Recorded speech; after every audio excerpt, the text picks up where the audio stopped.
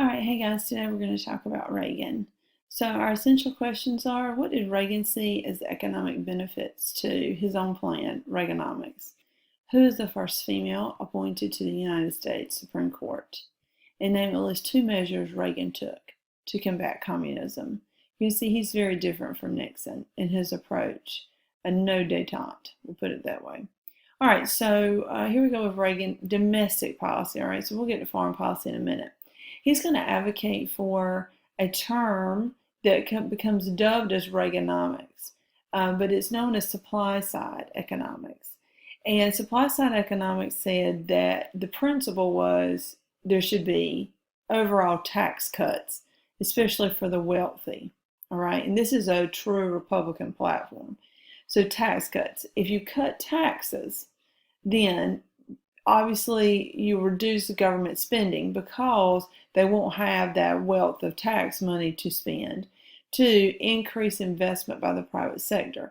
If businesses are not having to pay as much in taxes, the idea was that they would invest that money into hiring more employees, expanding their franchise, whatever, that would help the private sector.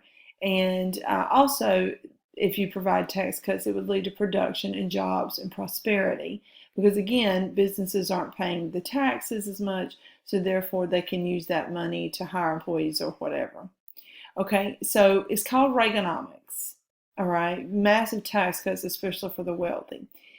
It reminded critics of what they call trickle-down economics. And this took place in the 20s, and you know how that ended up. So trickle-down was that the American wealthy prospered.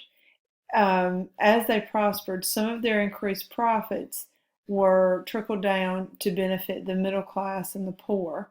So when taxes are cut for that, wealthy percent, then they're going to invest that money or spend that money or whatever, and that trickles down to help the middle class and then finally to help the poor. But the critics are going to argue that there's very little by the time it gets to the poor to actually help the poor. All right, so it says, with the help of Southern Democrats, you had congressional Republicans cut over $40 billion from domestic programs. The thinking was we need to cut some of the welfare programs also to save money. This included food stamp programs, student loan programs, mass transportation programs. $40 billion. So a lot was cut just from social programs in the government. Again, a very Republican thing to do. All right, Reagan, though, did support massive defense spending. And this kind of goes back to how I said he's different from Nixon primarily. With tax cuts and high defense spending, what ends up being is a federal deficit of over $200 billion a year. So the tax cuts were pretty massive. So there's not as much revenue coming into the government, okay, money, cash flow coming into the government. And then also you have the government spending massively on defense, which meant a huge deficit, $200 billion. All right, so then Congress is going to pass in 1985 the Graham-Rudman-Hollings Balanced Budget Act, which is named after all the men who came up with it. Okay, now I'll have to have their name on it. So it's a balanced budget. It's what it is, and it provided across the board spending cuts, even to defense, to get things under control. And they're going to reduce the deficit by $66 billion from 86 to 88 within 2 years. So it is a significant balanced budget that they send through Congress. Reagan also supports deregulation. This concept has been in the news a lot lately with the issues that came about from Wall Street and housing investments and banking lately. But this is cutting back on federal agencies. So like eliminating an agency and their employees altogether and limiting their impact on business to save money. So it's just cutting out some of the bureaucracy, some of these organizations that the government oversees.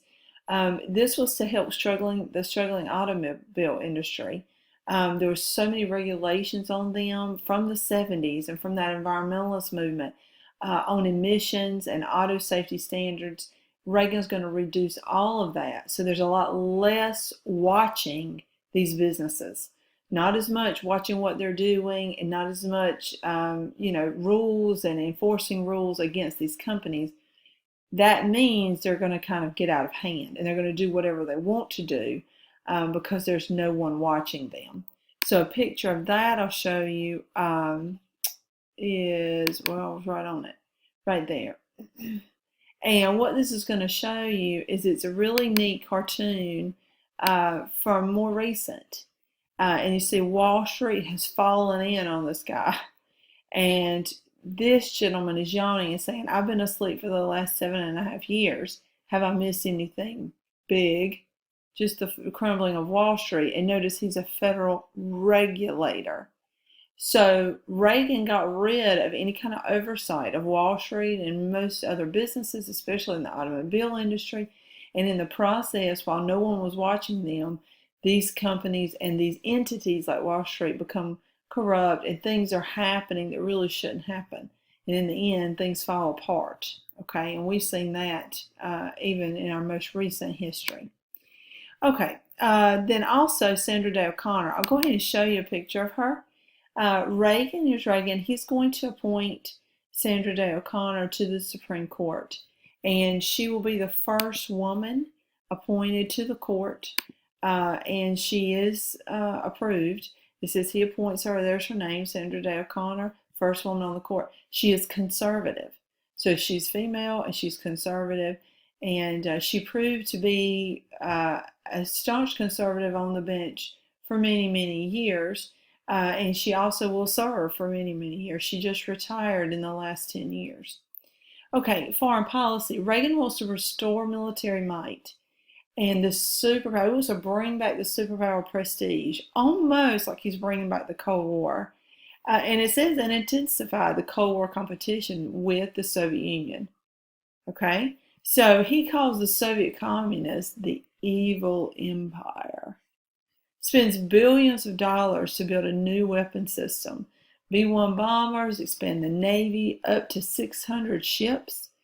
He thought, his thinking was, if we increase our defense, then the Soviets would increase their defense, because we're in this constant competition, and they would collapse in the end, because he knew their economy, the communist economy, could not withstand, could not keep up, and it would end up collapsing. In that sense, he was a genius. All right, he also increases spending on the Strategic Defense Initiative, otherwise known as SDI, Star Wars, a high-tech system of lasers and particle beams to destroy enemy missiles before they could reach our territory. Critics said, you're crazy, you're just escalating the arms race, building up all these weapons means the Soviets will start building up again, and we're back into the Cold War. All right, so Star Wars. All right, not this, you see. This is what we think of when we think of Star Wars. The Force Awakens. Not this. But that was the idea, because this Star Wars, the movie came out in 1977. So that's what people are going to think of when they hear, we're going to put things in space to shoot down other countries' weapons.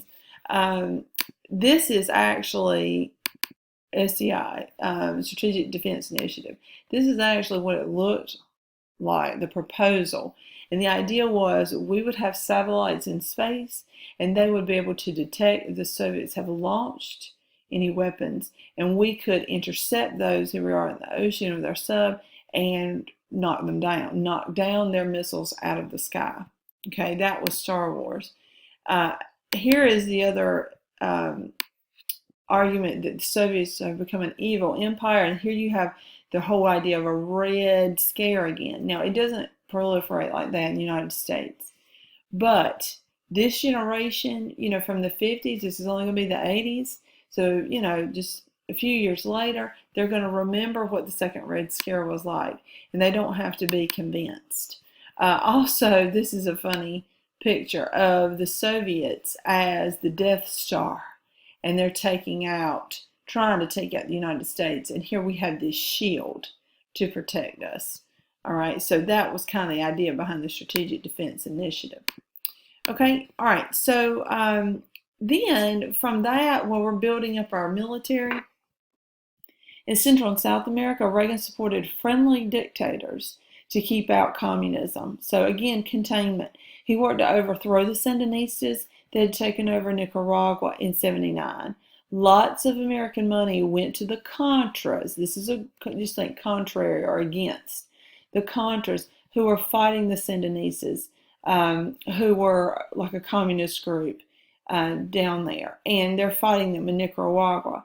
All right, so it says when a coup in '83 led to the establishment of a pro-Cuban regime, meaning communist, in Grenada, Reagan ordered a small force of Marines to invade that island in order to prevent communist buildup there or any kind of military base.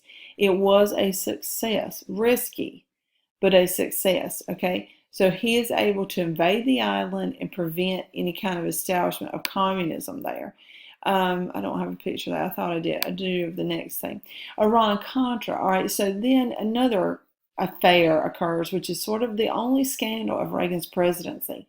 It says Iran and Iraq had been involved in a bloody war, and Reagan's aides came up with this idea that while we kept Americans in the dark, don't tell them what we're doing, the public didn't know, that we, the United States, would sell U.S. anti-tank missiles to Iran in exchange for some of our prisoners, hostages, being released from the Middle East. So we're going to sell them weapons to Iran, and they're going to release some of our prisoners. In the process, we make money off of this sale. So then it is decided we would use that profit to fund, back up here, the Contras, well, it's further up here, the Contras in Nicaragua who are trying to overthrow the Sandinistas. This is totally illegal, okay? And the question was, is the president involved? It says Reagan authorized the arms to be sold to Iran, but did not authorize the money to go to the Contras in Nicaragua. Now that was his story and he was sticking to it. It never came out that he actually knew about that exchange of money going into Nicaragua to support the Contras. So what I remember as a young girl is this affair, the Iran-Contra affair. This is Oliver North, the military officer who was charged with selling those weapons, or selling the weapons, and then taking the money and giving it to the Contras in Nicaragua. Oliver North. Okay, an important name to know. He was totally involved in the Iran-Contra affair, but Reagan was never completely implicated. All right, and then we have '85.